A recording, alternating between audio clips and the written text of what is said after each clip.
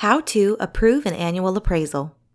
From your employee portal, click Approve Annual Appraisal for the employee whose appraisal you wish to approve. This will bring you to the employee's completed annual appraisal for this most recent cycle. The employee's name should be near the top of the screen, followed by instructions in light blue.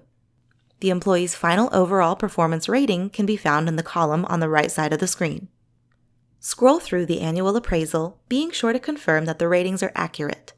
Remember, if the employee received any rating of not meeting expectations, or if there was a formal disciplinary action initiated after April 1st of this year, then the final overall rating cannot be exceeding expectations.